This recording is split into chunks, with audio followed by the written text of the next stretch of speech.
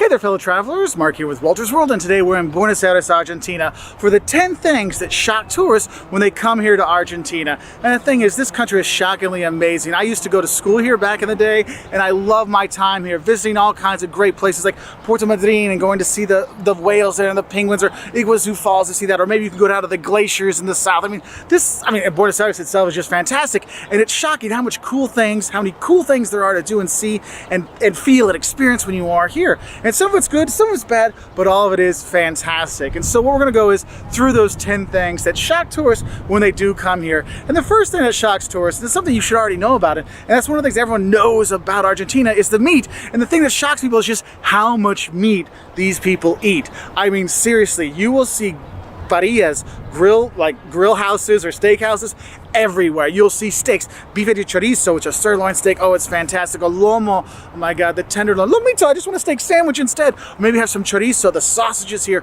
or a choripan, a sausage and bread. I mean, God, the meat here is insane, and they love it and they eat it. And you're like, how y'all stay so thin with all that meat? I guess it's that low carb diet. Oh, I'm starting to understand now. And the thing is, you will eat so much meat when you are here, you're going to want to explode.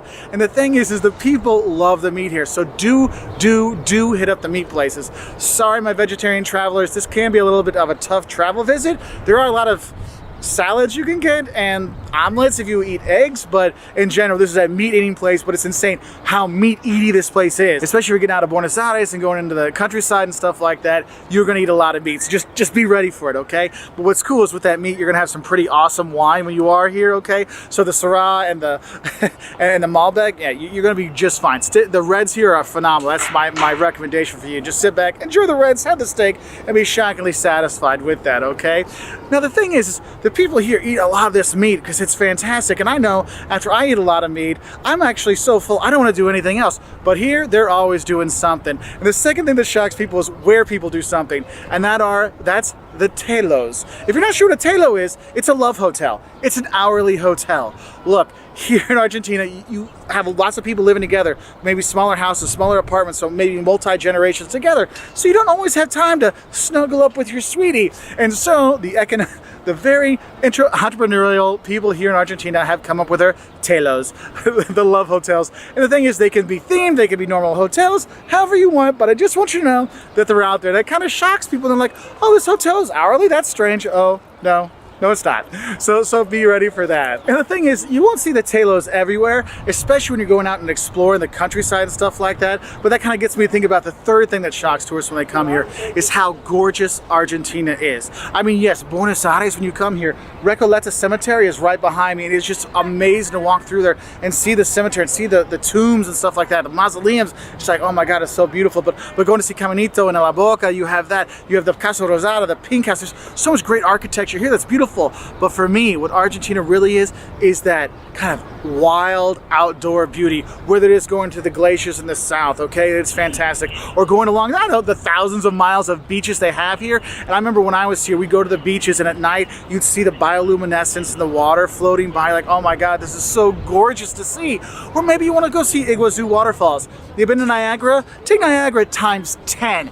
That's Iguazu. It's just fantastic to see, you know, the water's crashing down and stuff. It is just fantastic. Maybe you want to do some hiking. Head to Cordoba and go and get in the foothills of the Andes to hike there, or go farther up into the Andes. I mean, it's just gorgeous to see. Go check out Mendoza and have some wine when you're there and check out the countryside. I mean, going up to Salta Jujuy, there's so much beauty in this country that it really is like, man, this is another nature photo, another nature photo. Oh, and the thing is when you look on your like screensavers and they pop up some beautiful pictures, of nature and landscapes and stuff, don't be surprised if Argentina pops up a few times on there, okay? Now the fourth thing that's going to shock you when you come here has to do with time. One is how late they eat dinner here. I mean, don't be surprised if the restaurant doesn't open until 8 o'clock at night and you don't actually go out and get food until 10 at night. And the thing is it's not unheard of to see families out with dinner at 11 p.m., midnight kind of stuff. Oh yes, it's late night eating here. So if you're used to your 5 or 6 o'clock dinner time, look for some empanadas for a snack because you're gonna have to wait a while. And that kind of shocks tourists, like, why can't I eat yet? Well, in tourist places you can, but it is one of those things, there are good places, they don't open till later, okay? And the thing is, with that lateness, if you're gonna go to the bars, you don't go to the bar till midnight or something like that. The clubs, I mean, there's restaurants that turn into clubs, and there are restaurants till about 2 in the morning, and then they turn to clubs. So you might party until 8 or 9 o'clock in the morning here because everything's later. And speaking of late, with that shock with the timing is, yeah, don't be shocked when your Argentine friends are a little late, okay? Being on time is not a thing here, okay? 20 to 40 minutes late, 20, 30 minutes late, totally normal, totally expected. So if you actually show up on time, they're gonna be like, wait a minute, you're not really ready? I'm not ready yet.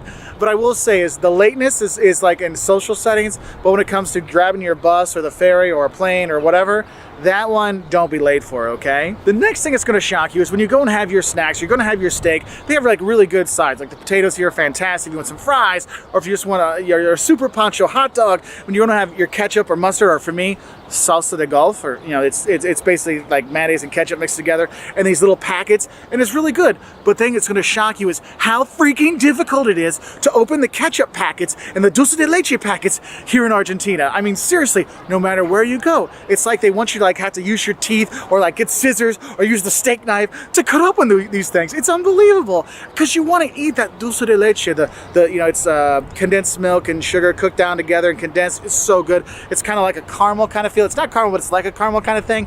And you put that on so many great things that I can't get through the packaging.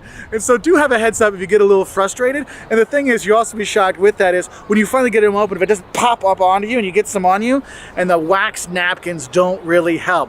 That's one thing I'm going to tell you. The napkins here, not super helpful because there's a little bit of wax coating on there. So yes, it's good for smearing, but it's not really good for blotting and picking things up, okay? And that sixth shock is it gets cold here in Argentina. Look, we're farther, if this isn't the equator, this isn't Colombia, this isn't Ecuador, this isn't Brazil, we're farther down. So June, July, August, it's cold here. I mean, I got my quarter zip on and my fingers are a little chilly here. I mean, I actually want to film like this because it is cold, and you need to know that when you come down here, because if you're going to come in popular tourist times for the US, June, July, August, it's the coldest time of the year to come, okay? So make sure you're bringing layers, and the farther you go south, the colder it gets, all right? So if you want to come here and have the warm weather and stuff, you need to come December, January, February, March. That's the best time to come to Argentina if you want the summer, if you want to enjoy the beaches, you want to go hiking in the mountains and stuff like that. That's what I recommend. And the thing is with that cold, there's also another shock with that cold is how good the ice cream is here. I mean, seriously, the helado is amazing here. And the thing is, you have chains like Freddo that make great ice cream. You also have mom and pop places that make ice cream here, and all over the country. You're like, my God, you have amazing steak and amazing ice cream, and I don't know how you all stay thin. And they do a great job at staying thin and looking good and making really good ice cream. So do have that ice shock of the cold, and the ice cream is the number 6 when you go to kind of enjoy, but in a cold way when you are here. Now the 7th thing that might shock you when you come here to Argentina is, remember all those years of Spanish you took and all those Spanish classes you took and the online stuff you did? Well, it might not always help you here in Argentina because Argentine Spanish is a bit different. So the familiar U form is actually vos here. And so you have vos, like vos. What the hell is vos? Well, vos is just you informal. And they have a little bit change in the conjugations of some verbs and stuff like that. So it kind of gets a little confusing, but not impossible. But what's impossible is like if you're here in Buenos Aires and they get their dialect going and the slang going, and you're like, wait a minute, I had years of Spanish and I could teach in Spanish and I speak Spanish really well. What's going on? So don't be shocked if your Spanish isn't quite up to snuff at first. It will catch up, and the locals may make a little joke about you about your Spanish. Like, oh, it's really good, for non-Argentine kind of thing. So that is kind of funny. And that kind of leads into the 8th thing that might shock you when you come here, and that's the rivalries and the brusqueness of the people. Now the people here will be great. They'll show you around. They're super proud of their country, and I met some really amazing people, and I'm here. They've showed me around from Bariloche in the south to Puerto Madryn to Mar del Plata. They've taken me all over to show me a great time. But the thing is, for some tourists, they're not used to the kind of the upfront, honest brusqueness that Argentinians are. You won't be surprised when my friends called me gordo. the fat guy, okay, the fat one. They'll call you tall guy, skinny, whatever. They like to give the nicknames, and sometimes you'll hear me like, man, that's kind of inappropriate. I don't know if you should call people that, but that's how they call their friends. And so be ready for maybe having an inappropriate nickname given to you, but they don't mean it in spite or anything like that. It's just how it goes. And so people might give you those nicknames when you come into a store or when you make friends and stuff like that. So just have a heads up, but don't be upset by that.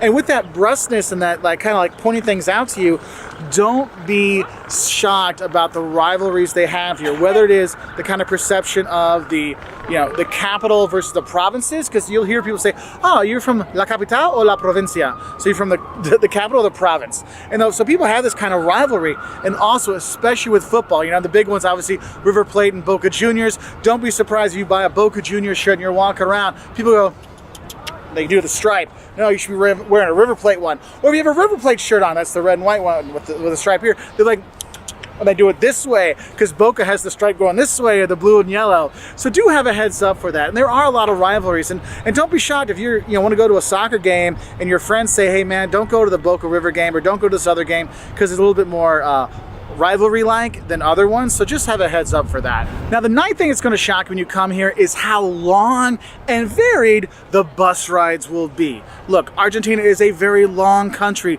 and the planes are rather expensive when you do fly around the country, so you're going to be using buses to go places. So don't be surprised you're taking a few 20-hour buses while you're here. I know for me, when I took the bus from here in Buenos Aires down to Puerto Madryn to go see the whales at Peninsula Valdez, and I went down, I'm like, oh, it's like a 24-hour bus ride. I got one bus, I'm like, man, it was nice, you know, laid back seats, TV, all kinds of stuff, you know, stuff, speakers. I'm like, oh, this is fantastic. Oh, sure, I would love to have a snack. Oh, they have a coffee machine in the bus. Oh, it was so nice. And then when I got down there, I enjoyed my time. Like, well, it's time to go back to Buenos Aires. I go to the bus station. I see, oh, all these buses go to Buenos Aires. I'm like, oh, well, that was actually pretty cheap. I'll just get the cheap one. And I got on, and I swear to God, it was like I was sitting on a piece of wood with maybe like this much foam on it for 24 hours. Oh my goodness, my back killed later, okay? So don't be shocked about the differences between the different buses when you are here. So I recommend it. Do pay up for the nicer buses when you're going to go on these long distance ones, because it does pay off. If you don't have the money, you want to take the cheaper ones, it's totally fine. You'll be okay, but just a heads up for that. Also, you might be putting your bags underneath the bus, and if you do that, make sure you keep the stuff you really need, like your passport and your phone or your camera, stuff like that. Keep that with you on the bus and keep it with you just so you have it there, okay? And the 10th thing that's going to shock you when you come here is the driving, okay?